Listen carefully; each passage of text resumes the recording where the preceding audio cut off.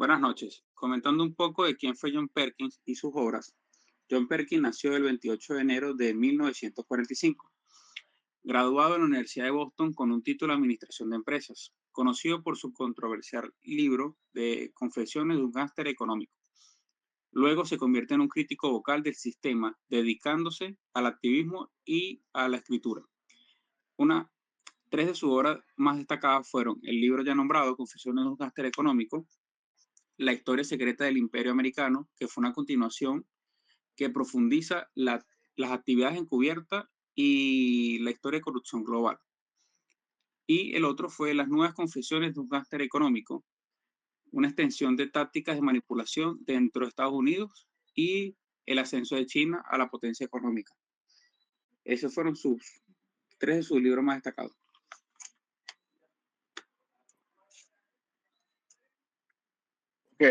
Para continuar con la historia del libro, primero tenemos que conocer qué es un gángster económico. Y según Perkins, lo define como un agente bien pagado, con cifras multimillonarias, con la finalidad de poder estafar algunas naciones con el fin de que el imperio norteamericano se apropie o se adueñe de ciertos recursos que en el mismo país yacen.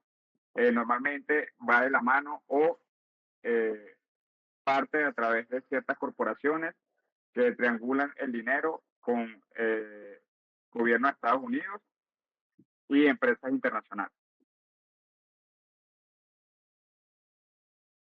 Continuamos con la trinidad del poder, lo que sería la corporatocracia. Como le mencioné anteriormente, va conformado por tres grandes instituciones. En este caso tenemos a las Cari, no corporaciones, grites. que son aquellas las que buscan o consiguen los recursos con los cuales planean el análisis que van a ser incorporados en aquellas naciones. Para eso necesitan un fondo o una base que va a ser apoyada por los bancos internacionales, que en este caso sería el Fondo Monetario o la Banca Mundial, que son los que prestan el dinero. Y todo esto es apoyado a través del gobierno de Estados Unidos, que es el que incorpora la fuerza o los militares para poder llevar a cabo este tipo de acciones o apoderamiento de aquellas naciones. ¿Y cómo funciona este mecanismo? Bueno, primero, el gángster económico proyecta o percibe algunas proyecciones, mejor dicho, proyecta algunas proyecciones, valga la redundancia, a aquellos países con un fin de tener un crecimiento o un desarrollo constante, donde le promete construcciones, edificaciones, infraestructura, industrialización a aquellos países. Segundo, vamos con el siguiente paso, que es el préstamo, donde el Banco Mundial o una agencia similar es la que presta el dinero, pero ese dinero nunca llega a aquellos países, sino que pasa directamente a las empresas norteamericanas, que son las que mayormente van a tener todo ese dinero entre su poder. Lo que nos lleva al paso número tres, que es el flujo del dinero. Podemos evidenciar que el dinero nunca sale de los Estados Unidos, simplemente pasa por los bancos norteamericanos y esos mismos pasan directamente a aquellas estructuras.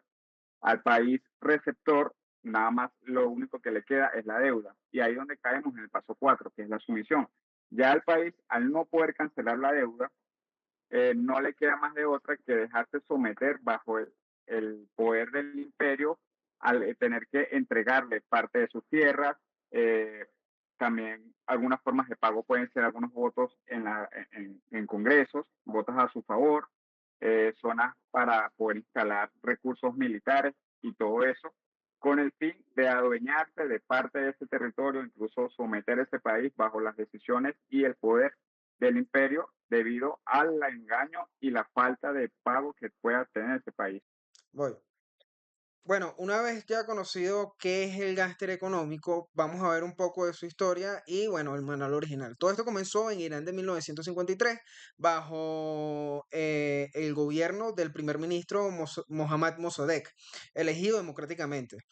Una de sus medidas fue nacionalizar el petróleo iraní, afectando los intereses de la compañía British Petroleum. Eh, Estados Unidos creó una nueva estrategia. En lugar de utilizar una invasión militar como estaba acostumbrado, Washington envió un agente de la CIA llamado Kermin Roosevelt. Roosevelt utiliza sobornos, propaganda y la organización de manifestaciones violentas para crear la impresión de que Mossadegh era un inepto y que no podía manejar el país. El resultado de todo esto, bueno, fue un golpe de Estado y se consolida en el poder el pro-estadounidense Chad, asegurando así el flujo del petróleo y creando un modelo para derrocar gobiernos sin intervención militar directa. Esto fue como el primer gángster económico o ese modelo de presión sin la necesidad de invasión. Ahora pasamos con el modelo de Guatemala. En 1954, tan solo un año después, el presidente democráticamente elegido, Jacobo Arbenz, implementa una reforma agraria que amenaza las tierras ociosas de United Fruit Company, una empresa americana. Em, United Fruit Company, con lazos directos a altos funcionarios en Washington, crea una campaña masiva de relaciones públicas tildando a Arbenz como una amenaza comunista. Recordemos que en esos años el terror rojo era lo más implacable y había que eliminarlo. ¿Qué tuvo como resultado de esto? Bueno, el golpe de la CIA. La CIA orquesta un derrocamiento, aviadores de Estados Unidos bombardean la capital y se instala una dictadura militar que revierte la reforma agraria que había promovido Arbenz. Los intereses corporativos son protegidos a expensas de la democracia y sumiendo al país en décadas de violencia. Seguimos con los casos de estudio. Tenemos la resistencia de los líderes que dijeron que no. Tenemos el caso de Ecuador y el caso de Panamá. Ecuador con Jaime Roldós. Este fue un presidente elegido democráticamente y impulsó una nueva ley de hidrocarburos para asegurar que los recursos petroleros beneficiaran al pueblo ecuatoriano. Expulsó a Summer Institute of Liquids y un grupo misionero vinculado a intereses petroleros, al igual que Omar Torrijos.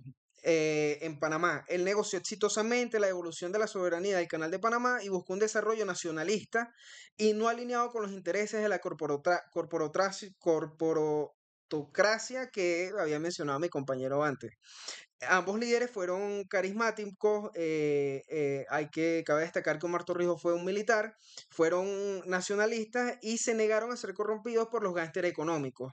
El resultado de esto, bueno, fue que ambos fueron asesinados, o bueno, fallecieron en extrañas circunstancias bajo unos accidentes en sus aviones, ya que se estrellaron.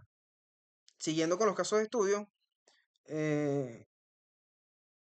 eh, vemos qué pasa cuando los líderes dicen que no, son incorrumpibles. Cuando falla el soborno, entran al juego los chacales. Bueno, tenemos en la primera línea los gángsteres económicos, donde su trabajo es corromper el sistema desde adentro usando herramientas financieras y la corrupción. Cuando esto no funciona, tenemos en segunda línea los chacales. Como un líder como Roldós o Torrijos no puede ser comprado, se envía a los chacales para ser asesinado. Y como último recurso tenemos la invasión militar. Si estos dos fracasan, bueno, interviene el ejército de Estados Unidos. Como último caso de estudio, tenemos el caso de Venezuela en el 2002 con el golpe de Estado. El presidente Hugo Chávez implementó un control sobre el petróleo y su retórica antiimperialista lo convierte en un objetivo para la corporocracia. La táctica se aplicó el mismo modelo que se aplicó en Irán en 1953. Se fomenta una huelga nacional masiva de la industria petrolera y hacen un golpe de Estado para desestabilizar el gobierno. A diferencia de Mossadegh, Chávez contaba todavía con lealtad de militares y el golpe fracasa en menos de 72 horas. Esto pudo deberse a que, bueno, Perkins sugiere que la inminente invasión a Irak distrajo los recursos de la atención de Washington, permitiendo la supervivencia del gobierno de Chávez en Caracas.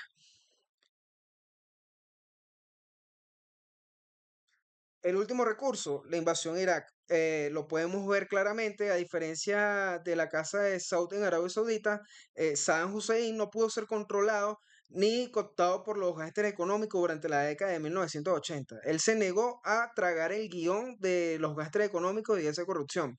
Había una inviabilidad de los chacales, no podía ser asesinado. La eliminación de Saddam no era una opción viable para los agentes encubiertos. La consecuencia final de esto, bueno, se recurrió a la herramienta final del imperio, una invasión militar directa para asegurar el control de los recursos, el petróleo y el agua y la geopolítica de la región.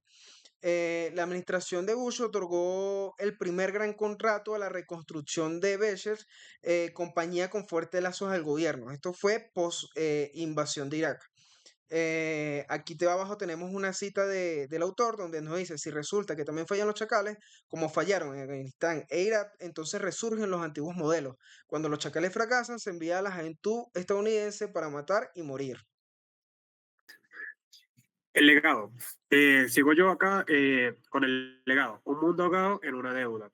Tenemos tres, se puede desglosar en tres partes. Uno, la deuda del tercer mundo, en donde la misma superó los 2.5 billones de dólares. Dos, el impacto en Ecuador, que se puede llevar en un rango del 1970 al 2000, donde el índice de pobreza pasó del 50% al 70%, y donde la misma deuda pública también aumentó en unos 240 millones. En 240 millones. Tres, la brecha de la desigualdad, el ingreso del 20% más rico versus el ingreso del 20% más pobre, en 1960 estaba en una proporción del 31 y aumentó en 1995 en una proporción del 74% a 1, donde 74 personas eran mucho más ricas que una sola persona. Y acá podemos ver las prioridades del gasto anual en el tercer mundo para el 2004, en donde el 375.000 millones de dólares se iban en el servicio de la deuda externa. El servicio de la deuda externa excedía el gasto total de la salud y educación, en donde el gasto de salud y el gasto de educación los podemos juntar y no asumían o no costeaban lo mismo que el servicio de la deuda externa.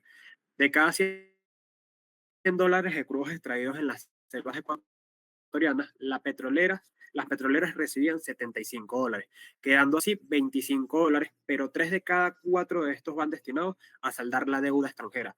La prioridad, por todo este inconveniente de los gastos económicos, donde lo que se hacía era incentivar al país a llevar una guerra y dejarlo endeudado para luego el país no tuviese cómo saldar esta deuda, lo llevaba y lo sumía a esto, donde la mayoría de sus recursos tenía que invertirlos en saldar la deuda extranjera.